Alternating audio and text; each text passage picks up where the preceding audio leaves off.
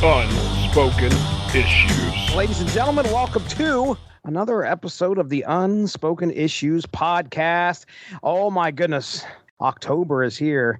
And Dean Compton.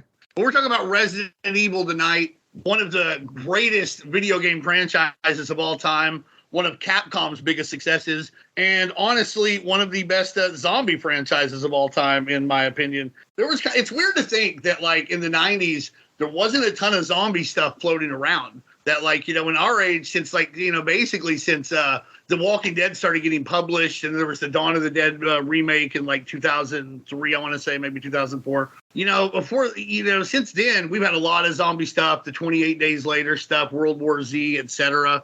But, like, in the 90s, there was a dearth of this stuff, and Resident Evil did more than bridge the gap. Not only did it bridge the gap, it just cemented the whole goddamn river, so you could just run over any part of it that you want.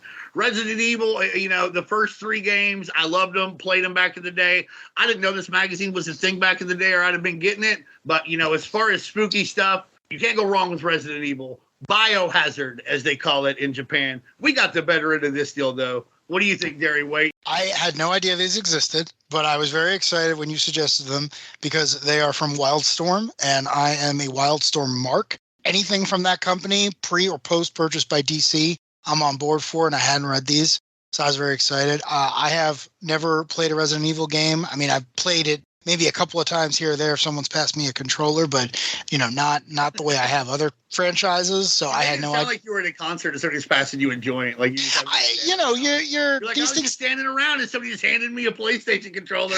All of a sudden, I'm shooting Tyrant. Well, like back in the day, you know, you'd sit in a basement. Someone would be like, "Oh no, it's my turn to pick something. I'm putting in Resident Evil."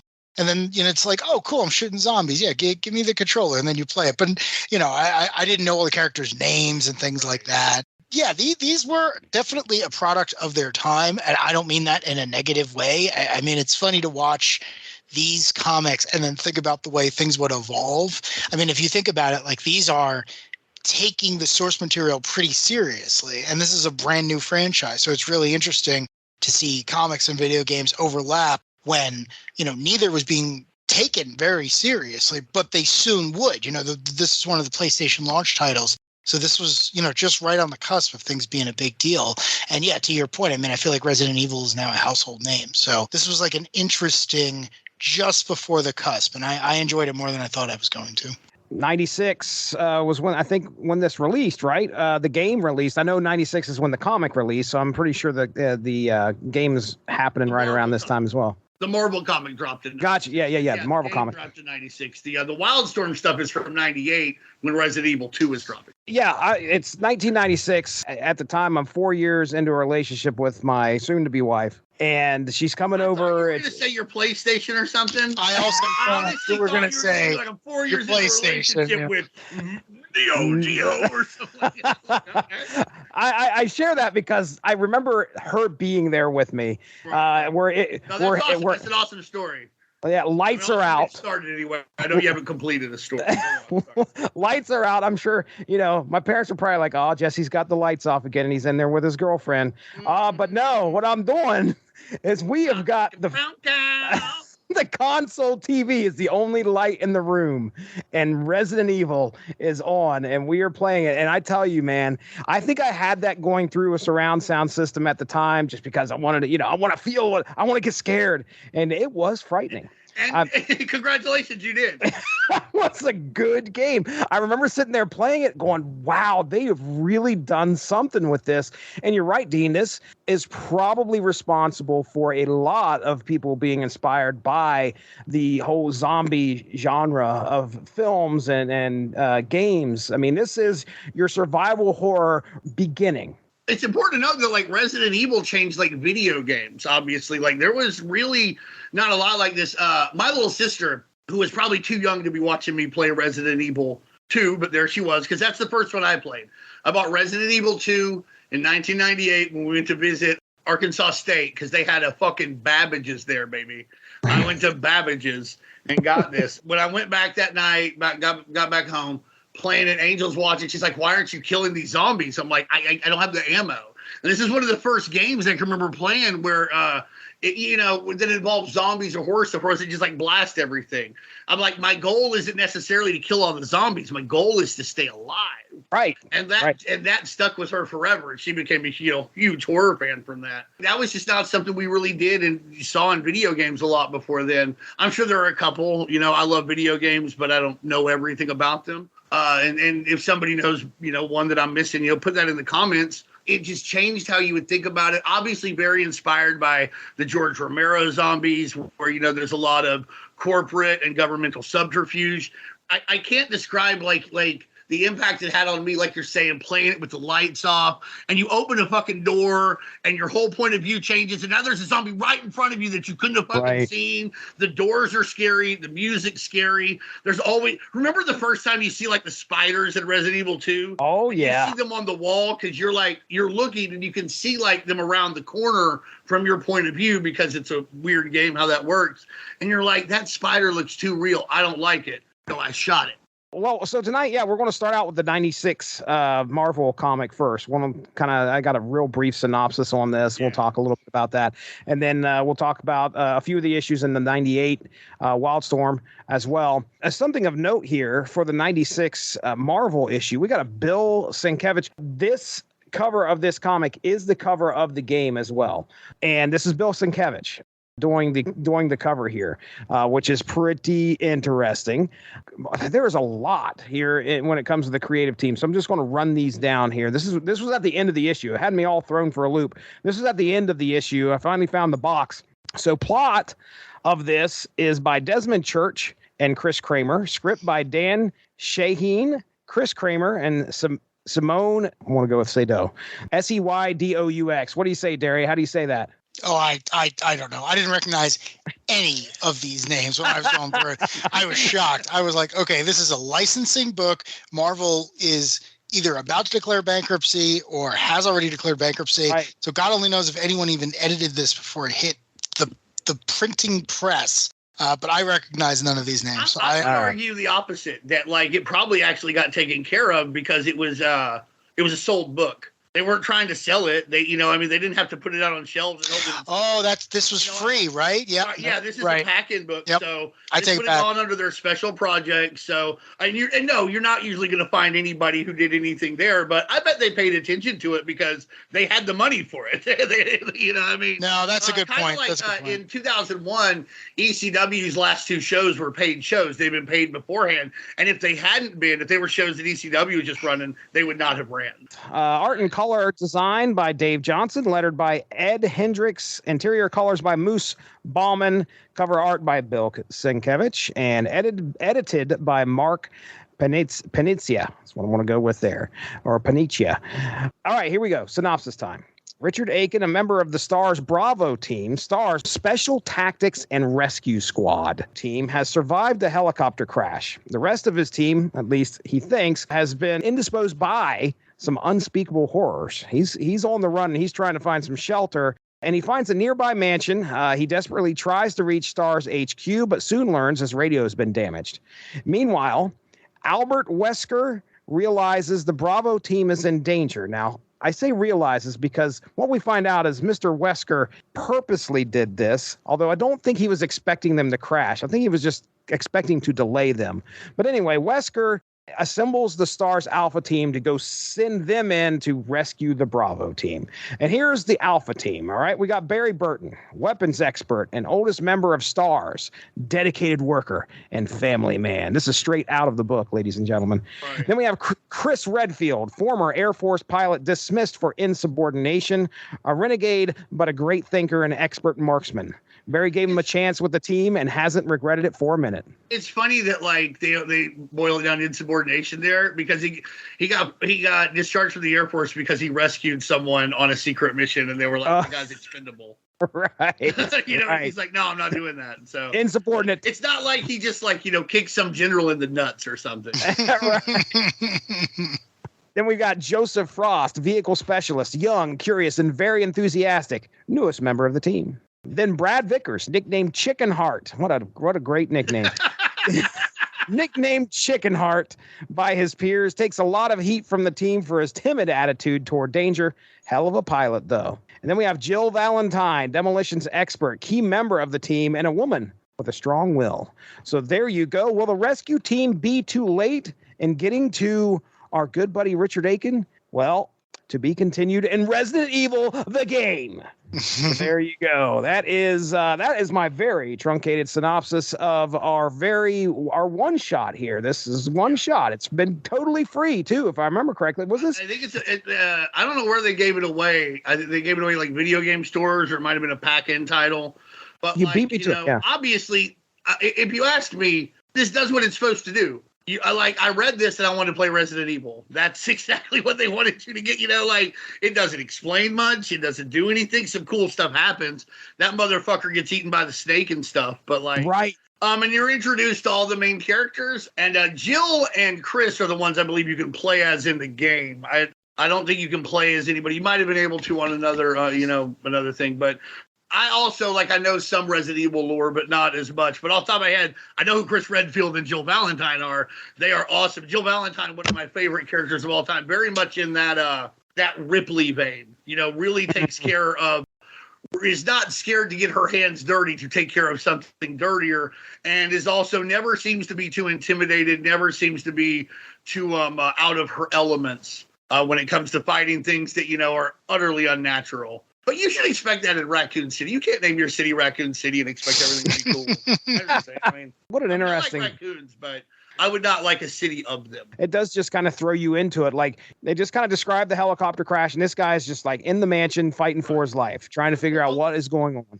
A lot of that stuff you'll run into in the game. Yeah, I think I remember actually seeing don't they show the helicopter crash as part of the game? Okay. Yeah. A lot of this stuff and a lot of the deaths that are alluded to, you kind of find out about in the game. So it's a tough rope to walk. You got to write something that'll make people excited to play it, but you can't do something that will spoil it.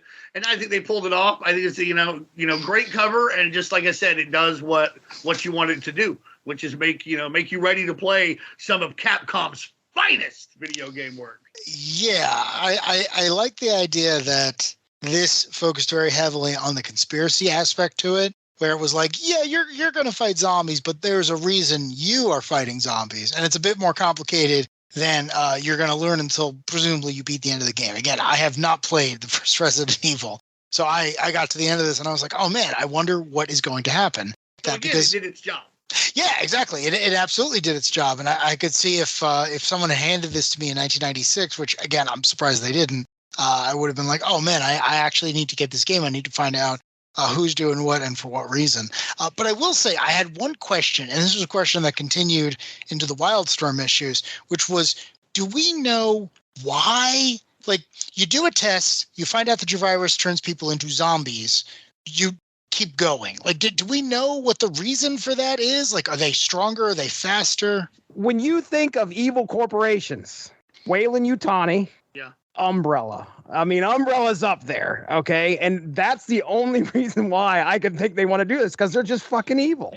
I can't remember exactly, but I think it has a lot to do with what you're talking about. It's about I don't want to say anything that's too wrong, but so anybody feel free to correct me, because the game sprawls out. Like I said, after Code Veronica, I haven't played a lot of it, and I didn't beat Code Veronica. I played it 4 or 5 times. There's a Dreamcast exclusive then, and I didn't have one. I think it has to do with everything from making people faster to the Swamp Thing bio-regenerative stuff. We're gonna, we can genetically engineer people to, regrow limbs. They can, be faster, stronger. Maybe they'll never die, etc. And there may be more behind it than that, but I just think that was Umbrella as a corporation, how they would make money. Why they keep going when the T virus, all they can figure out how to do with it is make zombies, and then the G virus is even worse. And I don't know. There's probably more to it than that a super hardcore Resident Evil fan could be able to tell you. But from my standpoint, it's just corporations being corporations. Hey, how are we going to make money off this? And also, let's not tell anybody that it's going badly. Right. Particularly if it's going to affect the environment in any way, shape, or form. So that's my thing. I know that may be too simple. That doesn't explain like also why they become like goddamn Spectre from James Bond, where they have like bases and like super, agents and stuff all over. But that's the best I could come up with. There's a reference later on. Again, I'm skipping ahead to the Wildstorm issues, but you see the log of a doctor, and he talks about how like we are doing cancer research. Like Umbrella is not an evil name. They're not working for the malicious corporation. Like, hey, come work at Umbrella. We are not government funded. We're a private organization. We'll give you unlimited money. We want to cure cancer. We want to cure as many cancers as we can in our lifetime. Fine, great. You attract all this altruistic talent. And one thing I found really interesting was the villains that I'm familiar with just through like cultural osmosis and reading this thing, they're all huge. They're all big. They're all basically living tumors. So I really did like that idea of like a corporation discovers that they couldn't cure cancer, but they can control it and weaponize it and figure out how to make these awful giant creatures that will continue long after their brain functions have ceased. And to your point, they're like, hey, this might be incredibly valuable to one or more governments in the future. We're going to keep developing it and just see if we can get immunity later on. So I'm with you, like evil corporations be evil. But I did like the idea of like, hey, we tried to cure cancer. We actually perfected it. Now we're going to try to make it into a gun. So that is my rough headcanon, being very much the filthy casual of the group. But I think also corporations, big pharma in like our real lives, they have literally said curing cancer. I mean, it's not that they're against it, but what they want to make cancer, it's almost a literal quote, is like a chronic manageable disease. And that's really what Umbrella was going for. Like you said, they learned to control it. And so honestly, Umbrella's not too far from a lot of the corporations we have here in the real world. Yeah, that's a scary thought. This fucking mansion, man. Like he goes into this mansion, of course, there's just around every corner, just like the game. There's like poison gas getting released. Yeah. Does he see any bad plants? I don't remember if he does or not. I don't know. I don't think he runs into anything like that. Yeah, it is bad news all around. But yeah, this is a very quick. I mean, the issue is very, very quick. I mean, you are done with this issue within probably 5 minutes. But again, it just sets everything up. And it should be, because like if you got this given to you at the same time you got the game, you don't want to be like, here is the Arkham Asylum of Resident Evil. It is lettered terribly, and it's all about the psychosexual relationship between Tyrant and Chris Redfield. Yeah, no, you gotta let's play the game. It does have a Sienkiewicz cover, and Sienkiewicz and David McKean occupy the same space in my head. So when you look at this cover, it is pretty frightening. Some guy was like really picking apart the gun that this dude is holding on the front cover, and it's like a mishmash of like 5 different guns. Like there's what looks to be an automatic rifle butt, and then a shotgun at the end. And looking at, if you start picking everything apart that's on there, like this dude's backed into a corner and what looks like tarantulas on each side of him. It does not look fun. They're gigantic spiders, big claw shadows coming at him. I don't blame him for looking a little frightened. And looking like Henry Rollins has been up a few too many days. Yep. Henry Rollins always looks like he's been up a few days. Yeah, but this time he's been up too many days for Henry Rollins. Or Richard. Do you guys like Sienkiewicz? I get into fights all the time. I don't like Sienkiewicz. I think he's overrated. I don't hate him. Not hate. I just mean like I'm lukewarm. Okay. How can you be lukewarm? Like what the fuck? I'm just saying, you get someone who was the right age when New Mutants came out, and they think he's the greatest artist that has ever existed. And I'm just like, it's stupid. I don't get it. And whenever I see his name on something, I'm like, I might skip this. I like him a lot. I think that what he does is brilliant. I also think that you can tell, like, if you go back and look at his shit before he, developed the style that he got before the Demon Bear stuff on New Mutants. You look at his Moon Knight and stuff. He had an incredible grasp of how things should work. Because when he breaks these rules, you can actually tell how he's reinforcing them if you look carefully enough. I find personally, I like him better as a cover guy or as a, like, I like his cable card in the first Fleer Ultra X-Men card line. I like this cover. It's hard for me sometimes to read stuff like Elektra Assassin. It's supposed to challenge you, and I respect that. Sometimes I don't really want to be challenged as much. I just want a ninja to, like, kick a guy in the jaw. And to be fair, you know, they wanted more, and I respect that. So I think what I really like more is his avant-garde interpretation on pinups and posters, more necessarily than the storytelling, which I'm not saying he's bad at, but ultimately because of my vertigo, I get about halfway through one of them. Or Arkham Asylum with Dave McKean, like you said, and I have a headache. So two things real quick, and we'll get back to Resident Evil. One, I agree. My commentary on Sienkiewicz is not that he does not understand the form. He clearly does, because you're right. That early Moon Knight stuff is amazing. And I'm not even all that big of a Moon Knight fan, but he understands the fundamentals. He is a very good artist. I'm not saying that. I'm just saying that when he decides to go a little bit more avant-garde with it, my eyes glaze over.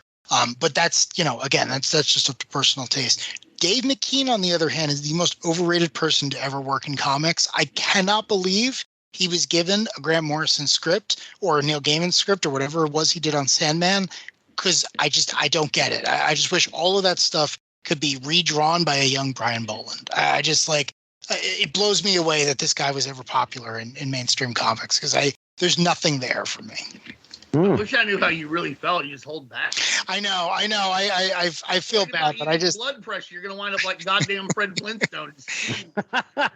This is the thing with me. I'm such a Grant Morrison fan, but every time I go back to Arkham Asylum, I'm like, can someone redraw that? Chris Burnham is around. Can Chris Burnham redraw this? Give him the original scripts. I will gladly rebuy Arkham Asylum per issue if Chris Burnham can redraw it. I also have a problem with the lettering in that book. Impossible to read it. And I'm just not interested. The thing I was going to say about Resident Evil, though, and this book, and you'll see this all through the Wildstorm books too, but this book starts, and people are like, oh, Resident Evil, that's a zombie thing. It's really more of a sci-fi horror thing. There's like robo sharks and giant crocodiles, these big snakes, lickers, big tarantulas, hunters, the tyrant, Mr. X, Nemesis. There's a lot more than just zombies here. And I mean, obviously the zombies, that's who you fight 97% of the time. But I really appreciate their willingness to delve into some of the fun monster stuff. Like, yes, it's giant crocodile in the sewers is silly, but you get to shoot an oxygen tank in its mouth. That's awesome. So I really appreciate that they weren't just like, oh, here's a bunch of zombies. They're like, how can we up the ante? How can we make some of this grosser, more exciting? What other impediments would there be? So I really like that about both. Obviously the games, but the comics get that across too. Yeah, and when you're talking about gross, this issue that we just got from Marvel Comics and Capcom is pretty tame compared to what you see actually in the game and what we're about to get from Wildstorm. Wildstorm is about to really amp up the gore a couple years later with our 1998 series. So I got a quick question. So just for a little bit of context, in 1996, Marvel hands over a couple of their books to Wildstorm. They hand over, for Heroes Reborn, they hand over Fantastic Four and I think Iron Man. And suddenly the Resident Evil license is across the street a couple of years later. Do we know what the relationship was there? Why Capcom switched companies? Did Jim Lee say like, oh, I can handle this, don't worry about it? Did anyone have any idea? I assume this is an assumption, so if I'm wrong, anybody can let me know. If you look at the dates, the earliest Resident Evil, I think I can't remember it, but it's like March of like 98, I want to say. And that's what the insignia was. So they would have started working on this in 97. And that was a time when Jim Lee comic books weren't bringing in the money like they had been for Wildstorm. And he had a huge crew that he had amassed during a time when, you know, the pastures were greener. And so they started looking for a lot of different things to be able to do to keep those guys paid, keep them on staff, etc. And it would appear to me like early on, this isn't a DC thing. Like if you look at the insignia, DC is not mentioned. The last few issues, they are because the sale has transpired and everything. So I would assume that this, based on what, you know, guys who worked at Wildstorm were saying, this was one of those things. They found a way to get this going. I don't think Marvel would have been interested in publishing an ongoing Resident Evil anyway at this time. That company was in a bit more disarray. Wildstorm, right there in LA, where the Capcom headquarters of USA, I believe, are too, They might be in San Diego, but easy to deal with. You're going to have Jim Lee, who even if you're just a casual person at that time, you knew who Jim Lee was in regard to comic books. He's going to be involved. So I think he just went out and got this so that, they would have work to do. I think that was the right move. I don't think that this would have worked nearly as well at Marvel. And I love Jim Lee's contributions when it does come around. So that's all that I think happened. It's just this was the time when they're going out and looking for work. Capcom's about, 98, February 98 is when I buy Resident Evil 2. So they want that to show up with a bang. And, right. There are worse ways to get a bang than have Jim Lee draw the cover of a magazine. That's another thing to note about the Wildstorm stuff. It is magazine size. When they say it's a comic book magazine, they mean that, literally. It doesn't fit on like a regular spinner rack or what, which may have also contributed to its downfall at that time. Let's go ahead. We'll get into the 1998 Resident Evil series from Wildstorm. Just like Dean said, this is magazine format. This is kind of like an anthology type series where we get some different stories that surround our players here in the Resident Evil universe. And Dean, you said first 2, maybe 3, right? Issues is what we're going to talk about here because there's a total of 5. Right. Yeah. So the first 2, they sum things up pretty nicely there. If anybody wants to know what happens in the others, it's basically zombies on a plane, then European vacation zombies. It's one of them. The others are just like really sad stories where some people do some really cool shit and then Umbrella kills them. Oh, and the werewolf story where they're like, I can't believe, like, there's all of a sudden a werewolf in one of these things. Yeah. So I don't think they're bad or anything, but if this was going to go on further, these would have done a great job of furthering the brand and the characters. But since it ends so quickly, I think most people are just interested in the meat and potatoes. Did they get the stories we had at the time right? Because this magazine ends about the time 99 Resident Evil 3 would have been coming out. All right, so here we go. First issue. First story is called Stars Files, and this is where we find out Wesker's actually working for Umbrella. Is Wesker being sent into Raccoon City? Is that what's going on, or is he trying to get somebody into Raccoon City? Is that? I believe he's there because he is the main antagonist of like the game 1. He's working. There we go. He has infiltrated Stars, but he really works for Umbrella because Umbrella is a terrible, evil corporation, and so they want to, dissuade the cops and the Raccoon City government. Can I ask a quick question? Sure. What is STARS? Is it a federal organization? Like it doesn't. It belongs to Raccoon City. It belongs to the Raccoon City Police. The RCPD. It's basically their SWAT team, but it's like. Okay, that's what I thought. Okay. Because the way they were wording certain things, it made it seem like STARS is, again, I said this to you guys before we started recording, but to me it was like G.I. Joe. It's like when they were talking about Jill Valentine, it's like she's a demolitions expert. She drives the wolf pack thing. It was this whole thing like, oh, I didn't know if this was a federal thing. Like, oh, hey, we lost 30% of our city. Someone call in the feds, and then STARS shows up at the city limits. But if it's Raccoon's like SWAT group, then that makes more sense because it is Raccoon SWAT group. Although that doesn't answer like why they are so well funded and equipped and have like. Well, no, it does if you think about it, because it's like it's not like Raccoon Village or Raccoon Town. It's Raccoon City. Like right. The way it's drawn, it's like a major. There's a lot of people. You have to picture it. It's approximately like the size of Milwaukee. Yeah. It's huge, which I really like. And the other thing is, Umbrella very well could be the primary employer, right? Like, I mean, that is canonical. This used to happen, right? You'd get a very large corporation that shows up in a place that doesn't have any other super predators, and it starts building a city. And suddenly, like, we are the Umbrella Corporation. What do we sell? We sell whatever it is that the local people need. And then, we create Raccoon City, which is completely innocuous. It could be anywhere. It could be on the East Coast, the West Coast, the middle of nowhere. It doesn't matter. And then suddenly there are zombies everywhere, and our special, way too highly funded SWAT team is being sent in to deal with them. But that's only so that the federal government, outside authorities don't step in. So it's one of these things where it's like it builds a really good antagonist by having protagonists who have to kind of figure out what's going on. So I actually really like that about it from a plot point. I'll buy that for $1. It's got an OCP like RoboCop feel to it, which again is mythology I'm more familiar with. So Wesker's been in place. He's putting things kind of in line for Umbrella, but he's working at Stars. And what we get to see in our first more evil Henry Peter Gyrick. That's what he looks like. Right. In this first story, it's kind of like a detail of Bravo team's beginning and kind of what happens there. We got Enrico Marini, Richard Aiken, Rebecca Chambers, which is a recurring character here. We saw Richard in the first story we were talking about. Right. Then Forrest Speyer, who is a sniper, I guess, and Kenneth J. Sullivan. So these are all members of Bravo team that we know to make it out of the helicopter crash. And then we find out that Wesker sabotaged the helicopter. And like I said, I don't think he was intentionally trying to ground it. But then we find out later that supposedly Bravo team was like the warm-up meal for these zombies that Umbrella was kind of anticipating. It sounded like Wesker just said, I made sure that they had a little engine trouble so they could delay them getting there or something like that, or possibly so they wouldn't interfere with Umbrella's plans for Raccoon City. Either way, Wesker's a bad guy. That's what you can get out of this. And Bravo team, you get an introduction to them, and two of them matter, and that's about it. It's basically, telling, like, this is where they're starting the retelling of the Resident Evil 1 story.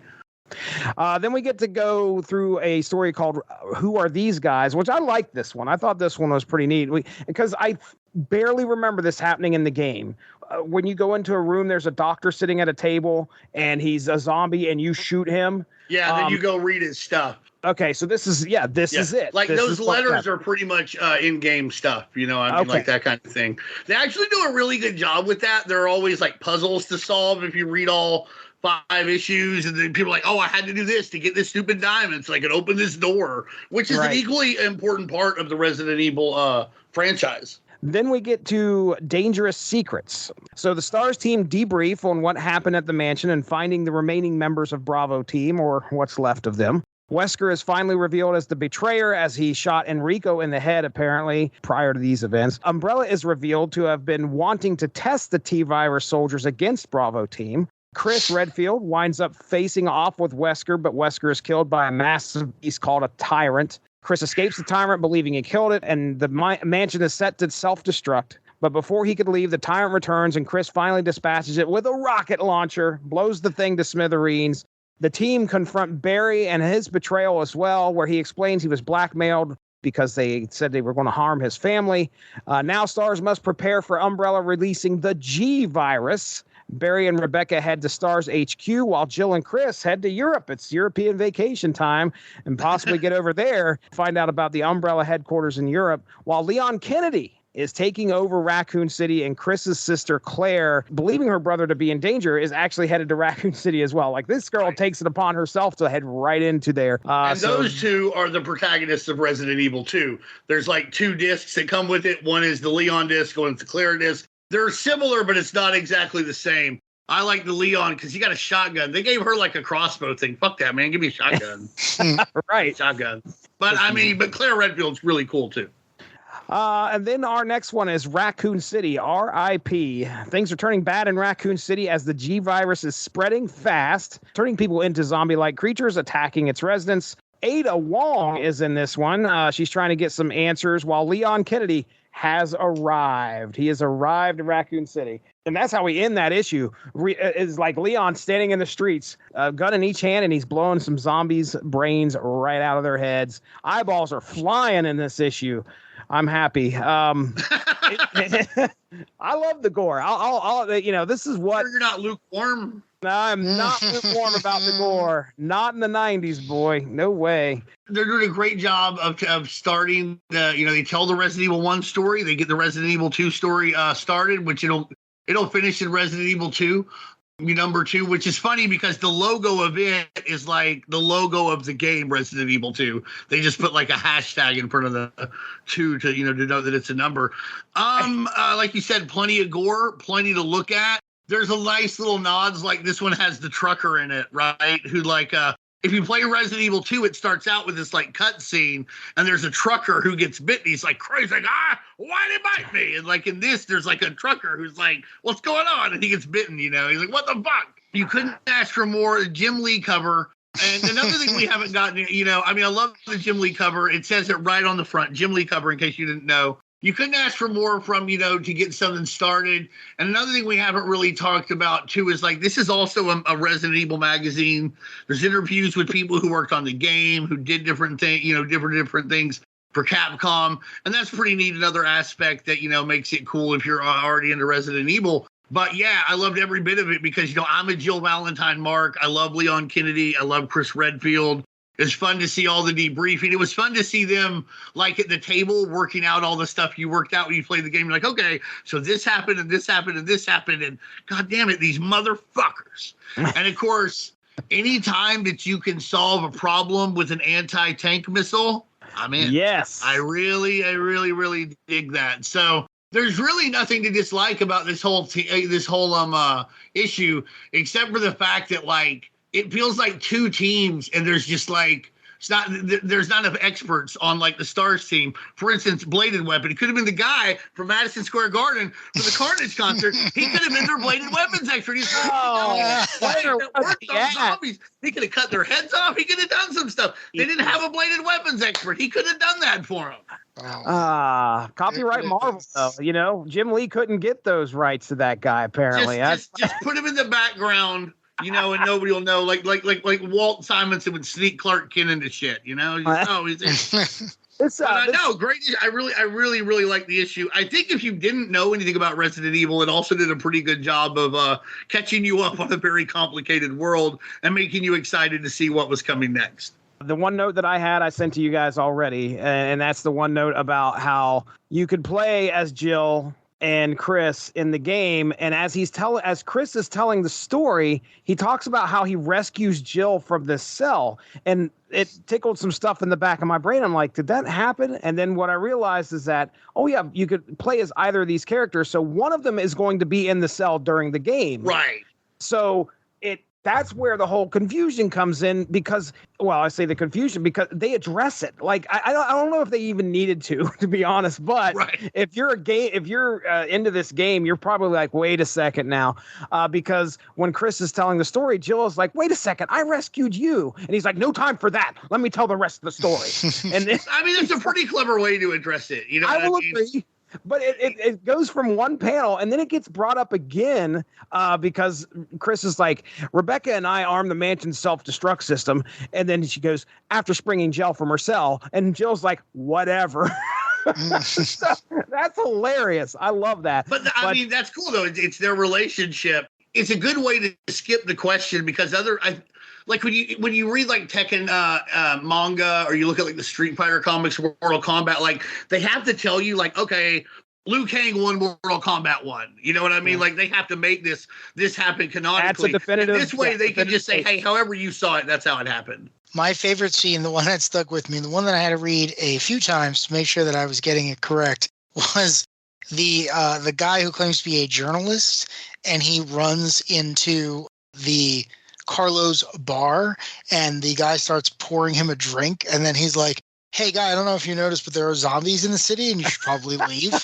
And the guy was like, what are you talking about? And then immediately after that, a bunch of zombies break through the window and the guy's got a shotgun and he's ready to go. And it's like, I love the idea that all of Raccoon City is ready to deal with zombies. They don't know why they're ready to deal with them, but the second they show up, everyone's got a gun in hand. I really appreciated that. And then it's not so much zombies. I mean, this guy runs a bar in the Midwest. He better have a gun. They get some big old ornery corn-fed guys in there that are really big. You need a gun to make them leave, Fair. You ain't got to shoot them. They just got to know you've got the gun. They just got to know you could. And when he runs out the back of the bar, he runs into a gun shop. So, yeah, I think you're probably right. Which is also funny to me because, like, in there, he's like, the guy who's shopping there, he's like, let me get another round of shotgun shells. And you're like, that's not how you order ammo. Like that would be one shotgun shell. I get that like they're referring to it differently. They're friends or whatever because he hands them a box. But I was taken aback by that. I was like, that is not how you buy bullets. There's some pieces of dialogue that set up the whole survival horror stuff in this world of Raccoon City. Give me another round of shotgun shells. And the guy's like, something strange is going on, though. I sold more today than the rest of the year combined. Well, when you run into these places, oh, yeah, hey, I'm in a gun shop, but there's only like 3 or 4 bullets laying around there because that's all you can load your gun up with, and that's all that's left. Again, It's setting up that whole look out, ladies. And I think there's also the zoos mentioned here in that same shop. Yeah, later on, that'll be a story in the anthology. Another story where like somebody does cool shit and then dies for no reason. Yeah. The gun store, though, is interesting because you have that scene in Resident Evil 2. Like at the very beginning, like the zombies crash into the gun store and you're like in there and like they bite the gun store owner or whatever. And if you can just leave, or whatever. But like if you fight them off, you can get a shotgun before you normally would. Oh, so nice. That's a hot tip for anybody looking for some hot 1998 game tips on this. I did not play this game, but reading this book, I certainly want to, if for no other reason, to know what the hell is going on. So mission accomplished. All right. Issue number 2. First story is a new chapter of evil. Pretty much it's Claire and Leon who meet up, get separated, meet up again. Which happens all over the video game Resident Evil 2.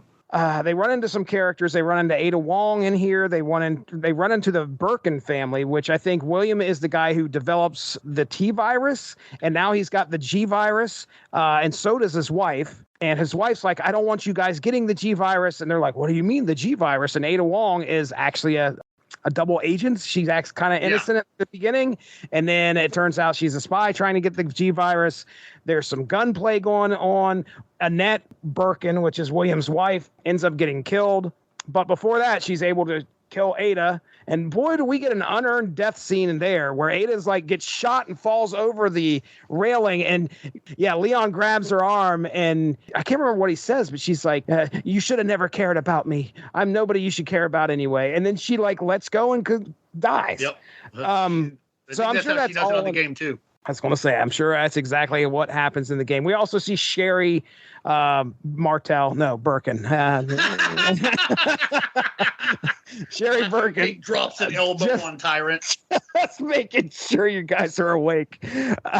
Sherry Birkin, which is William's daughter. It's just all over. It's a very long story. And just like you said, there's a bunch of stuff that's happening here that happens in Resident Evil 2. And it's been so long since I played that game. At the end of the thing, they hop on a train and the place self-destructs. And Claire, Leon, and Sherry all escape.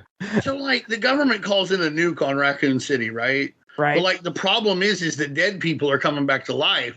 But, like, what's going to cause more dead people than, like, big old nuke? I don't feel like this was thought out. Mutant Menagerie, the next story, which this one is the zoo. William Birkin infects himself with the G virus at the beginning of this, and he makes his way to the zoo and starts like infecting animals all over the place.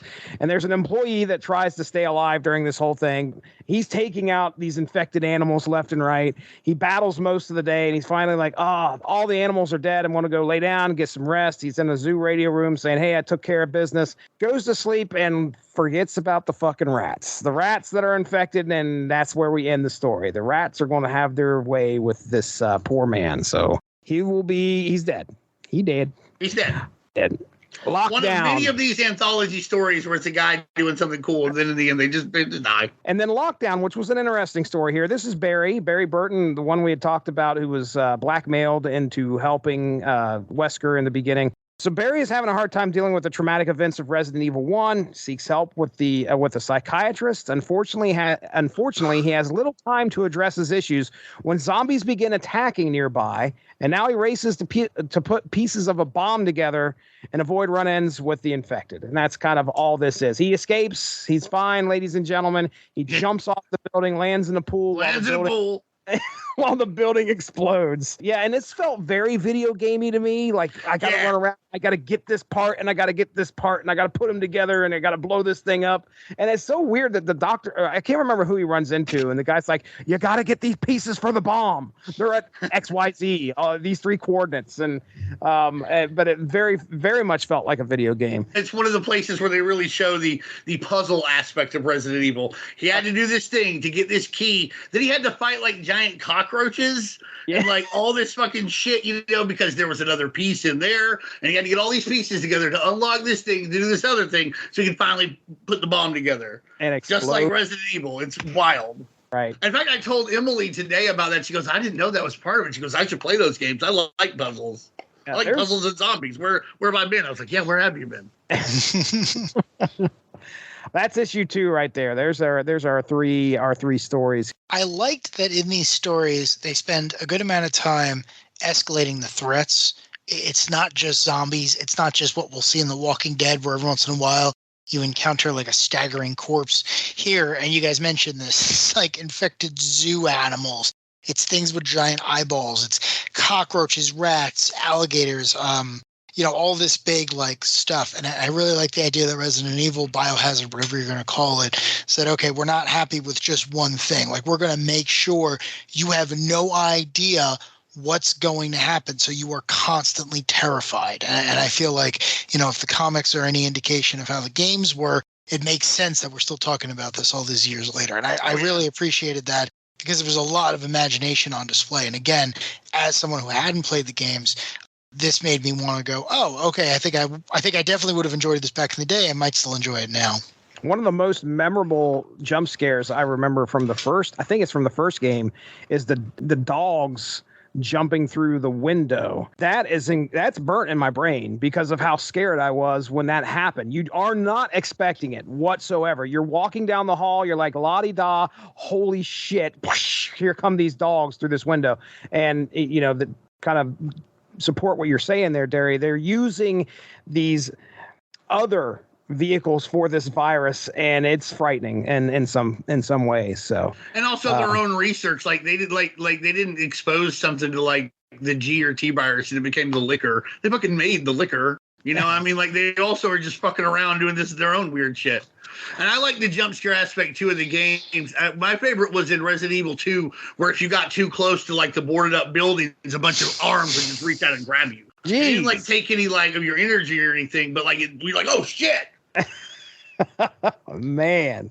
Yeah, I mean, out of these 3 stories, I think the one that I liked the most was actually the one about the zoo guy. I mean, it was a sad ending, but it was like, I really liked getting outside of the universe and seeing what's happening elsewhere. Yeah. That's probably why we're not, you know, I'm dealing with a character that I don't know anything about. This guy's just got to try and survive. And damn, he's doing a good job doing it. Right. Oh, man.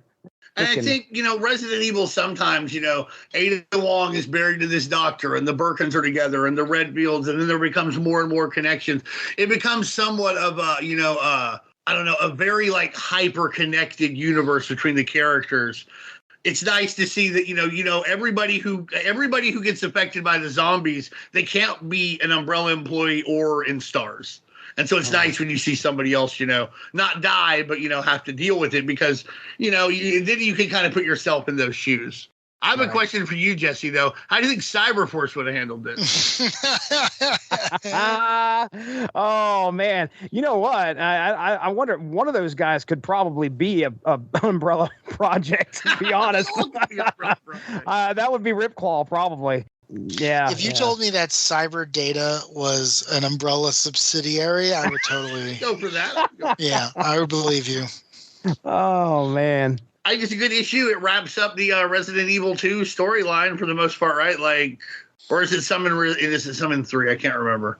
But like, I just remember mostly just enjoying Claire and Leon getting together, then being separated, then being together and being separate. It happens again and again in the game. I recently read an adaptation of Dawn of the Dead, and it did not work. But this really worked. Like, scene where he had to kill the cop that he said he was going to save, and the cop had begged him to kill him, begged Leon to kill him. He's like, look, I'm just going to be a zombie. Kill me. He's like, no, I'll save you. And then he has to kill him anyway. Like, that's from the game. And to see it played out, it was cool to have those feelings in a different way, I guess. You know, to see it. It almost felt more hurtful to read it and view it in the comic book than it did when it happened in the game. All I can say about each one of these things is they really just deliver. If you want to just skim through these and enjoy some solid art with, you know, a lot of gore, great. If you want to read and get the minutia of Umbrella, and like, I'm sure if you're Resident Evil head, there's a lot of cool shit in here. Yeah. Like, you're like, oh, this is canon or whatever. kind of like how, the only Watchmen shit Alan Moore ever did besides Watchmen itself was stuff for Mayfair Games for the Watchmen RPG stuff. So that's like, oh, if you're into Watchmen, you got to learn that because, it's canonical. It's what happened according to the creator. So I think there's a lot of that here too if you're just a super Resident Evil fan. Across the whole thing, but issue 2 from that logo to the end really feels like it. I didn't like the therapy story, to be honest with you. I didn't dislike it, but it felt like, it felt like straight to DVD Die Hard. But I think you're right though. The zoo story is probably the best. I was waiting for what was his name? Barry Burton? Is that his name? Barry Burton. I was waiting for it to be like all in his head. And boy, with that, it got dark. Like he was killing people, thinking they were all zombies, and turns out it was all in his head or something. He was that fucked up, but they didn't go that route. Issue 3, I'll just read the inside cover, and Dean, you can jump off of here with whatever you have, for these issues. Wolf Hunt, we already talked about it. Raccoon City College is terrorized by a shadowy killer. Can Jill Werewolf Valentine by fight? Can Jill Valentine save the day? Danger Island. Now I was trying to remember this one. Paradise turns into a hellish nightmare when the G virus goes on vacation, and then it turns out that it's all like an umbrella front. They fight their way out, and then they get to the radio, and they radio. They radio for help, and then Umbrella shows up and kills them. Like, good, you tested our guys. Blah blah blah. Bye. I like these stories, but like the zoo guy and this guy, it's all a very similar ending. Right. I mean, they're going. Yeah, it's Umbrella wins out. I guess they got to have a story that Umbrella wins out in the end. And then we got our first part of the European vacation tour, where part 1 of this continuing story, Chris, Barry, and Jill head to Europe in search of Umbrella HQ. That's what it says. Okay. So now maybe they're on the plane and they have to kill a bunch of zombies on the plane, and then they land the plane, and it's just like snakes on a plane but zombies. Right. So that's issue 3, and the hijinks continue in issues 4 and 5. I think that the best part, honestly, is the adaptation of 1 and 2. I like these other stories, but I think they're more for people who are like super Resident Evil heads. I'm maybe a notch or 2 below that, so I really like learning more about the main characters.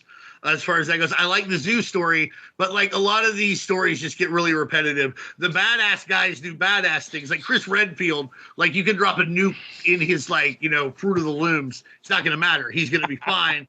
On the other hand, the people who like scratch and claw to kill like one zombie, Umbrella shows up, cuts their head off with like a techno axe.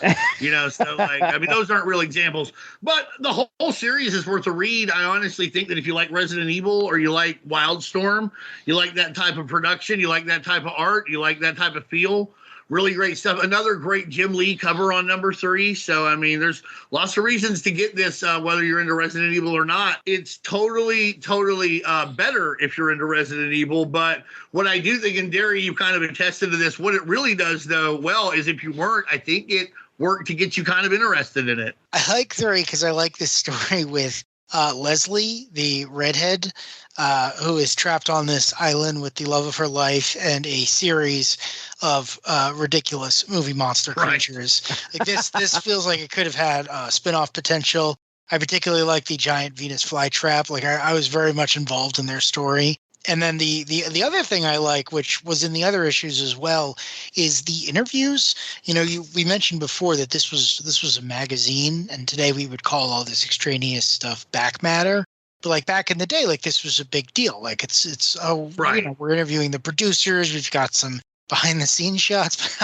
I don't know if you guys read this, but some of the answers given to these interview questions are delightful. It's like, hey, did you play video games growing up? No, I played outside, and I started playing video games when I was older. And it's again, I don't know if it's translation or whatnot, but a lot of the answers come across like, who are you? How did you get in this building? Why are you even allowed to interview me? And I'm sure that's absolutely not the case. But I really enjoyed reading these through the lens of them almost being hostile. And then in issue 3, they randomly have like readers art gallery, which I guess are like people who played Resident Evil, mostly kids. It looks like should not have been playing Resident Evil. Right. Fan art and sent it in, and Lee and his staff were like, "Oh yeah, we are absolutely no questions asked, reproducing this at the smallest possible pixelation." So I really appreciated that. Art by Brian. I can't even see the rest of his last name here. But anyway, I mean, it legitimately looks like my 8-year-old son drew this picture of a zombie getting an arrow through his head, and he's got his thumb up like this. Number one. He's number one. Yep, kid. Yeah. And the one to the left of that is drawn on literally lined loose leaf paper like this. Yeah, no, this art is fine, is great. I'm happy it saw print. Believe me, if I were this kid, I would have been over the moon to see my art get printed. It's just very autographs. Yeah, exactly. It's just very obvious that these are like little kids who are like playing this game, made this art in, mailed it in, and Jim Lee was or whomever the editor was like, "Oh, cool, 2 more pages of content. Let's throw that in." It's just one of those things where I feel like was very much a product of its times. I don't know if you would get that today, but I appreciated it. Yeah, I was flipping through Hero Illustrated today with Emily, and we talked. I showed her like the envelope art, and I was like, "Yeah, I don't think they really do that anymore. Like, there's nowhere to do it." Yeah, but now, I mean, if you're a really good artist and you tag Rob Liefeld or Todd McFarlane on Instagram, you might get a book out of it. I think that's sure. It's different. No, I'm not being like these kids don't know anything.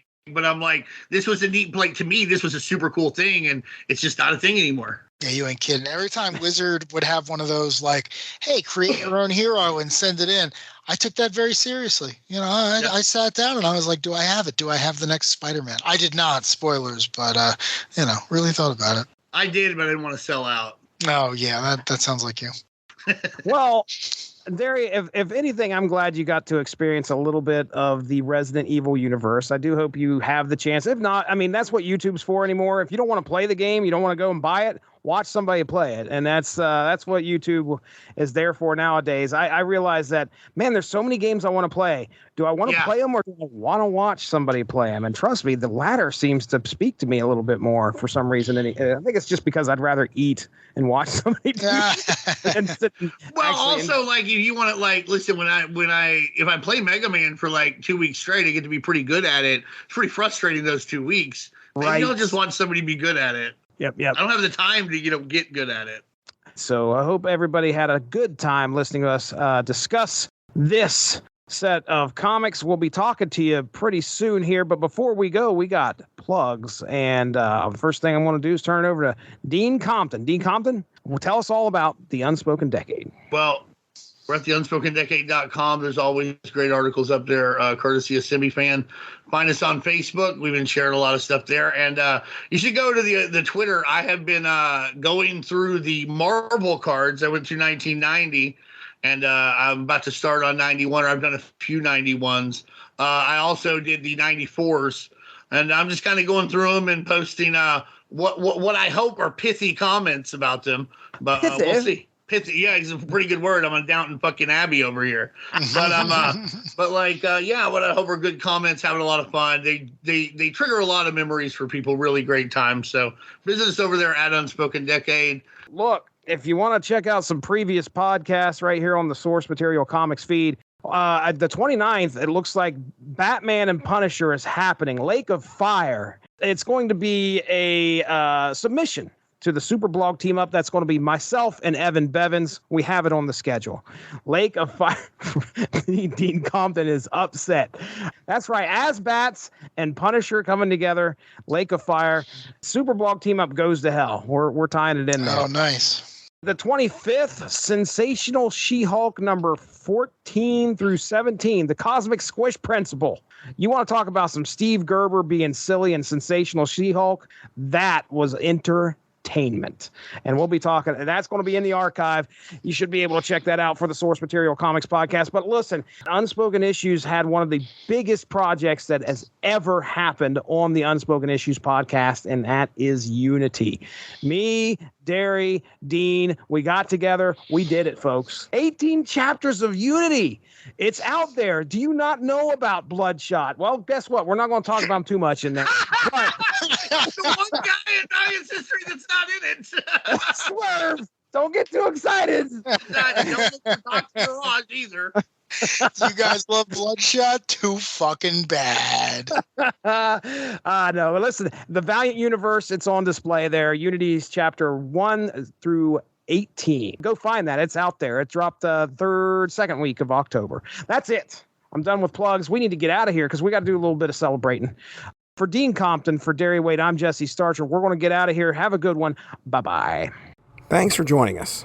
Unspoken Issues is part of the UnspokenDecade.com, the home for 90s comics, blogs, and podcasts. Unspoken Issues also has a Facebook group you can join if you are interested. Just search the Unspoken Issues podcast and request to join. All of this would not be possible without W2Mnet.com and the Rattlechin Broadcasting Network, so make sure to seek them out for more podcasts. If you enjoyed what you heard today, please feel free to share, and we look forward to entertaining you again soon.